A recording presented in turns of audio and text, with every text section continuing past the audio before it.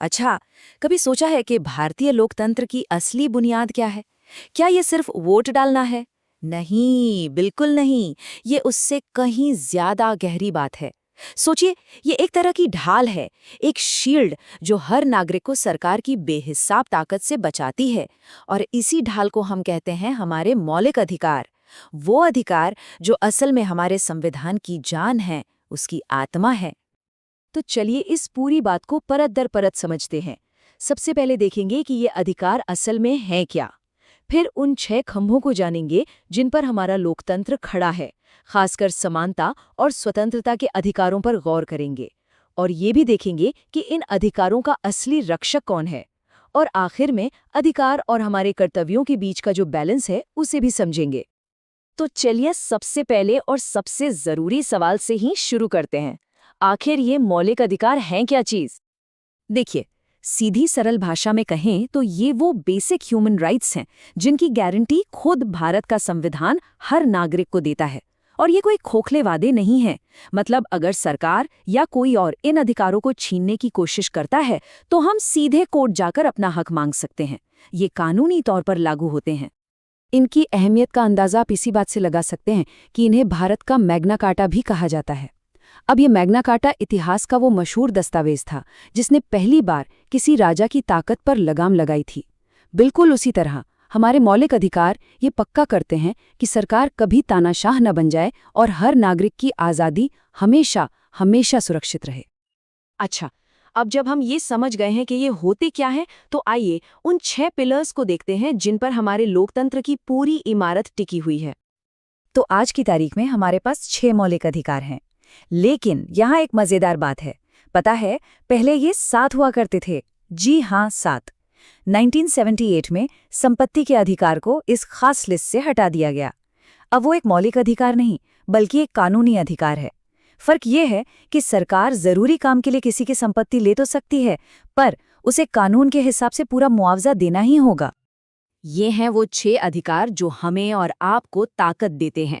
सबको बराबर समझने का अधिकार यानी समानता, आज़ादी से जीने का अधिकार, किसी भी तरह के शोषण के खिलाफ आवाज़ उठाने का अधिकार, अपने धर्म को मानने की आज़ादी, अपनी संस्कृति और शिक्षा को बचाने का अधिकार, और इन सब में सबसे ज़रूरी, इन सभी अधिकारों की रक्षा के लिए सीधे अदालत जाने का अधिकार।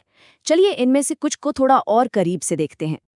तो सबसे पहले बात करते हैं समानता के अधिकार की। इसका एक ही मकसद है, समाज से हर तरह के भेदभाव को जड़ से उखाड़ फेंकना और ये पक्का करना कि हर किसी को बराबर मौके मिले। आर्टिकल 14 दो बहुत ही पावरफुल बातें कहता है। 1, कानून के सामने सब बराबर हैं, और 2, कानून सबको बराबर सुरक्षा देगा। इसका मतलब क्या हुआ? मतलब ये कि चाहे कोई देश का प्रधानमंत्री हो या एक आम मजदूर, कानून के नज़र में दोनों में कोई फर्क नहीं है। कानून सब पर एक जैसा लागू होगा। आर्टिकल 15 इसी बात को और भी मजबूत करता है। ये साफ साफ कहता है कि सरकार धर्म, जाति, लिंग या जन्म की जगह के आधार पर किसी भी नागरिक से भेदभाव नहीं कर सकती। यानी दुकानें, होटल, कुएं, तालाब, जितनी भी पब्लिक जगहें हैं वो सबके लिए खुली हैं, कोई रोक टोक नहीं। और फिर आता है आर्टिकल 17 जो भारतीय समाज की एक बहुत ही पुरानी और गहरी बुराई पर सीधा हमला करता है। ये अस्पृश्यता यानी छुआछूत को पूरी तरह से खत्म करता है और इससे एक ऐसा जुर्म बनाता है जिसके लिए सजा हो सकती है। चलिए अब उस अधिकार पर आते हैं जो शायद हम सबको सबसे ज्यादा प्यारा है, स्वतंत्रता का अधिकार। ये हमारी पर्सनल और सोशल ग्रोथ के लिए बेहद जरूरी है। आर्टिकल 19 तो समझिए आज़ादियों का एक पूरा पैकेज है। ये हमें बोलने की आज़ादी देता है, शांति से इकट्ठा होने और विरोध करने की आज़ादी देता है, कोई भी संगठन बनाने की आज़ादी देता है और देश में कहीं भी आने जाने और बसने की आज़ादी देता है। लेकिन हाँ, एक बात याद रखने वाली है, ये आज़ादियाँ अनलिमिटेड नहीं है।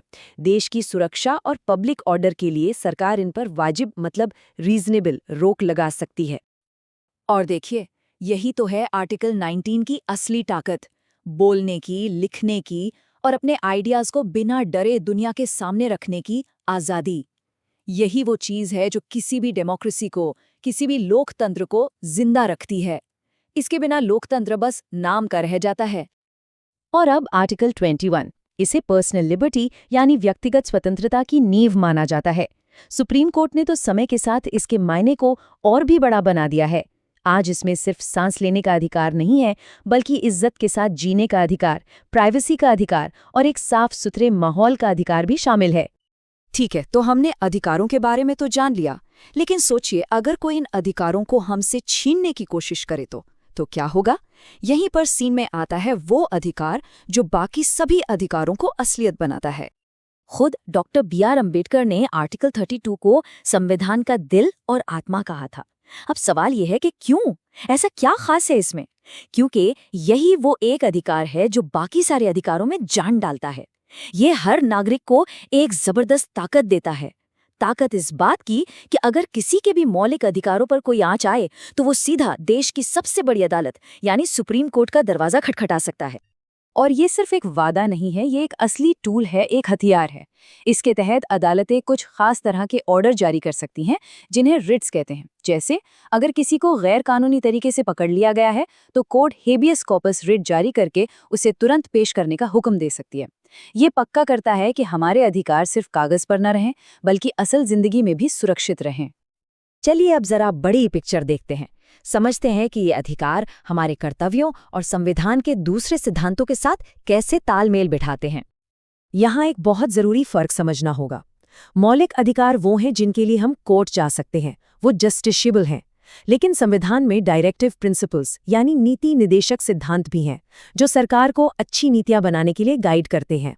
और फंडामेंटल ड्यूटीज यानी मौलिक कर्तव्य भी हैं जो हमसे यानी नागरिकों से कुछ जिम्मेदारियां निभाने की उम्मीद करते हैं। पर इन दोनों के लिए हम कोर्ट नहीं जा सकते। इसको और भी आसान तरीके से समझते हैं। अधिकार इस बारे में है कि सरकार हमारे साथ क्या नहीं कर सकती, ये हमारे लिए एक ढाल है, जबकि कर्तव्य इस बारे में है कि हमें देश के लिए क्या करना चाहिए। ये हमारे लिए एक नैतिक कंपास की तरह है जो हमें सही दिशा दिखाता है। और यहीं पे सबसे बड़ी चुनौती सामने आती है। इसमें कोई शक नहीं कि हमारे अधिकार बहुत ताकतवर हैं, लेकिन वो अनलिमिटेड नहीं है। जैसे बोलने की आज़ादी का मतलब ये तो नहीं हो सकता कि कोई नफरत फैलाने वाला भाषण दे। तो हर अधिकार को देश की सुरक्षा, समाज की शांति और दूसरे लोगों के अधिकारों के साथ बैलेंस करना पड़ता है। तो हम आज की इस चर्चा को एक बहुत ही ज़रूरी सवाल के साथ ख़त्म करते हैं। आज की दुनिया में जहां हर रोज नए नए खतरे सामने आ रहे हैं, वहां एक लोकतंत्र, एक व्यक्ति की आज़ादी और पूरे समाज की सुरक्षा के बीच सही संतुलन कैसे बनाएं? ये एक ऐसा सवाल है जो हर लोकतंत्र के सामने हमेशा बना रहता है।